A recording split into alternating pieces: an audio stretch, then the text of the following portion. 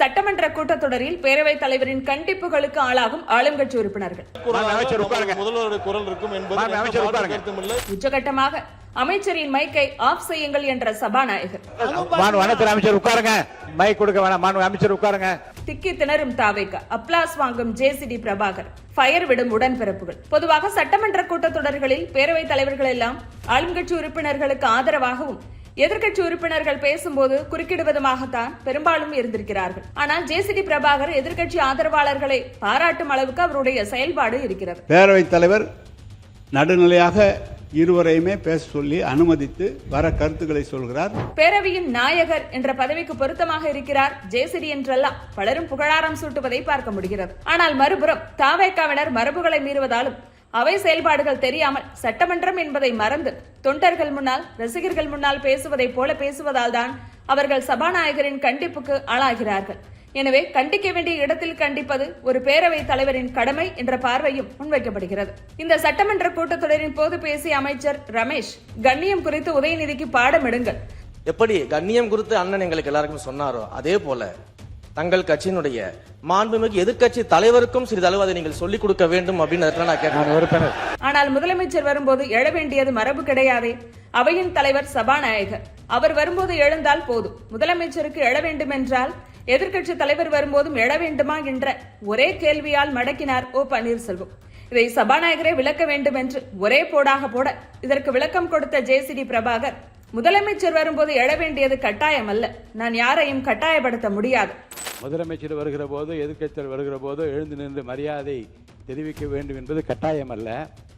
ஆனால் அப்படி தெரிவிப்பது என்பது தமிழுடைய பண்பாடு, நம்முடைய பாரம்பரியம். அந்த கண்ணியத்தை இந்த அவையிலே காப்பாற்ற வேண்டுமா வேண்டாமா என்பதை பற்றி கூட அவர் விருப்பத்திற்கு ஏற்ப நான் விட்டு விடுகிறேன். அதை பற்றி நான் யாரையும் செய்துதான் ஆக வேண்டும் என்று கட்டாயப்படுத்த முடியாது. திமுகவின் கடந்த 5 ஆண்டு கால ஆட்சியில் நடைபெற்ற சட்டமன்ற கூட்டத்தொடர்களில் அப்போதைய முதலமைச்சர் ஸ்டாலின் வரும்போது எதிர்க்கட்சி தலைவர் எழுந்தது இல்லை. இதை 5 வருடத்தில் ஒருமுறை ஏனும் திமுக சொன்னதும் இல்லை. அப்படி இருக்க தாவேக ஆட்சிக்கு வந்த 3 மாதத்திலேயே மரபு குறித்து தெரியாமல் முதலமைச்சருக்கு மரியாதை கேட்பதெல்லாம் விமர்சனங்களுக்கு ஆளாகும் நிலையில் தாவேக சட்டமன்ற உறுப்பினராக இருந்தாலும் சபாநாயகர் என்ற முறையில் ஜேசிடியின் விளக்கம் பலராலும் பாராட்டப்பட்டது.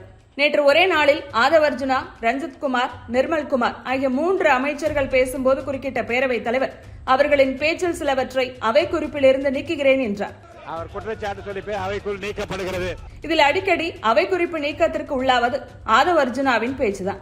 கடந்த சட்டமன்ற கூட்டத்தொடர் தொடங்கி நேற்று வரை அவர் பேசிய வார்த்தையில் சில அவை குறிப்பிலிருந்து நீக்கப்பட்டுள்ளன. என்ன பேசணும் பேசலாம், எங்களுக்கும் அவை தெரியும். அளவை நான் நிர்ணயிக்கிறேன் என்று பதிலடி கொடுத்திருக்கிறார் ஜேசிடி பிரபாகர். அளவை நான் நிர்ணயிக்கிறேங்க, நீங்க பேசுங்க. அதே போல அமைச்சர் ரஞ்சித்குமார் அடிக்கடி குறுக்கிட்டுக் கொண்டே இருந்ததால் அவர் மைக்கை ஆஃப் செய்யுங்கள் என்று பேரவைத் தலைவர் சொல்ல, ஒரு அமைச்சரின் மைக்கை சபாநாயகரை ஆஃப் செய்ய சொல்வது லிஸ்ட்லேயே இல்லையே என்று ஜேசிடிக்கு ஃபயர் விடுகிறார்கள் உடன்பிறப்புகள்.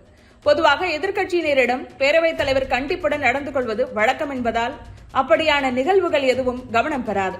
ஆனால் ஆளும் கட்சியை கண்டிப்பது உச்சகட்டமாக. யாருடைய கவனத்தை ஈர்ப்பதற்கு அமைச்சர்கள் இப்படி பேசுகிறீர்கள்? மாண்புமிகு அமைச்சர்கள் பதிலுரை கூறுகிற போது எந்த பொருள் குறித்து இங்கே விவாதிக்கப்படுகிறதோ கவனத்தை ஈர்க்க, அதை ஒட்டிய பிரச்சனைகளை உங்கள் கருத்தை சொல்லலாம். பிற கருத்துக்களை சொல்லி யாருடைய கவனத்தை ஈர்ப்பதற்காக நீங்கள் செய்து எனக்கு தெரியவில்லை. இனி இதை நான் அனுமதிக்க முடியாது. கடந்த சட்டமன்ற கூட்டத்தொடரிலேயே சபாநாயகரின் செயல்பாடு பல ஆளும் கட்சி எம்எல்ஏக்களுக்கு மகிழ்ச்சி கொடுக்கவில்லை என்ற விமர்சனம் எழுந்த நிலையில் இந்த முறையும் சபாநாயகரின் செயல்பாடு ஆளும் கட்சி உறுப்பினர்கள் பலருக்கு அதிருப்தியை கொடுத்திருக்க வாய்ப்புண்டு. எது எப்படியோ இதில் நாம் கூர்ந்து கவனிக்க வேண்டிய விஷயம், சபாநாயகரின் செயல்பாட்டை இதற்கு முன் இருந்த பேரவைத் தலைவர்கள் குறிப்பாக அப்பாவுடன் ஒப்பிட்டு சிலர் கருத்துக்கள் பதிவிடுவதையும் பார்க்க முடிகிறது. ஜேசிடியின் நடுநிலை பாராட்டை பெறுகிறது. அந்த வகையில் தாவேக அமைச்சர்கள் சட்டமன்றத்தில் அடி வாங்கினாலும் அதை தடுத்து நிறுத்தி பேரவையை வழிநடத்துவதும் தாவேக உறுப்பினர் தானே. ஜேசிடியை நடுநிலையாக சுதந்திரமாக செயல்பட விடுகிறது தாவேக என்கிறார்கள். ஒருபுறம் வெளிப்படை தன்மை குறித்து தொடர்ந்து பேசி வரும் தாவேக சட்டமன்ற நிகழ்வுகளை முழுமையாக நேரலையில் கொண்டு வருவதன் மூலமும் கவனம் பெறுகிறது.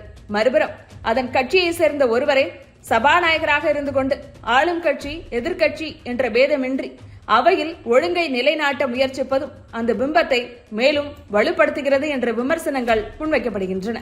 இதனால் தெரிந்தோ தெரியாமலோ திமுக ஆதரவாளர்கள் சபாநாயகர் ஜேசிடி பிரபாகரை பாராட்டுவது கூட நாளடைவில் தாவேகாவுக்கே அரசியல் சாதகமாக மாறலாம் என்ற கருத்தும் முன்வைக்கப்படுகிறது.